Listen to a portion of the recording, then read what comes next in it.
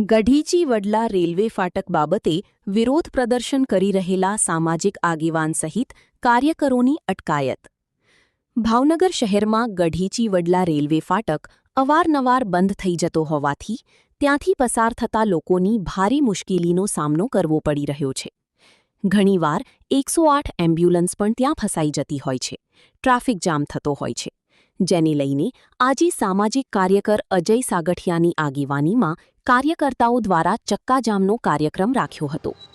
જો કે વિરોધ પ્રદર્શન કરી મારું નામ અજય સાગઠિયા છે, રાષ્ટ્રીય બહુજન અત્યાચાર નિવારણ ભાવનગર જિલ્લા સંગઠન લઈ જવામાં આવ્યા.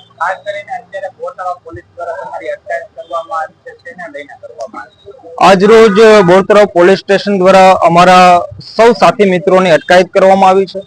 અટકાયત કરવાનું કામ એવું છે કે ગઢીચી ફાટક પર જે ઓવરબ્રિજ અને અંડરબ્રિજ વારંવાર પાસ કરવામાં આવ્યા છે, ત્રણ ટર્મથી અમારા ધારાસભ્ય જીતુભાઈ વાઘાણીએ મૌન સેવન ધારણ કર્યું છે.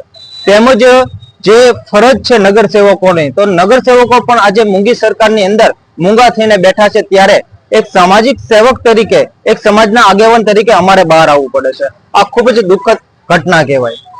અમારી સવારથી જ બોરતળાવ પોલીસ સ્ટેશન દ્વારા અમારી અટકાયત કરવામાં આવી છે. તો અમારી લડાઈ તો આ ચાલુ જ રહેવાની છે. જ્યારે પણ તંત્ર અને પ્રશાસન દ્વારા પબ્લિકના કામો કરવામાં નહીં આવે, જનતાના કામો કરવામાં નહીં આવે, ત્યારે સમાજ સેવક તરીકે કુંભરવાડાના વિસ્તારના હરેક પ્રશ્નો માટે અમે લડવા માટે કટિબદ્ધ છીએ. ખાસ કરીને આજે તમારો કાર્યક્રમ શું હતો? અમારો કાર્યક્રમ એ હતો કે કુંભરવાડા ગઢીચી ફાટક ઉપર જે બ્રિજની માંગ સાથે અમે ધરણા પ્રદર્શનનો કાર્યક્રમ રાખ્યો હતો, વિરોધ પ્રદર્શનનો કાર્યક્રમ રાખ્યો હતો. પરંતુ અમુક લોકોને આ કદાચ વિરોધ પ્રદર્શનથી કદાચ કોઈને તકલીફ પડતી હોય, એટલા માટે અમારી સવારથી ડિટેન કરવામાં આવ્યા છે. તમે લોકોને શું સંદેશો દેવા માંગો છો? અમે એ જ લોકોને સંદેશો આપવા માંગીએ છીએ કે પોતાના અધિકારની લડાઈ લડવા માટે પોતે જાગૃત થવું પડશે.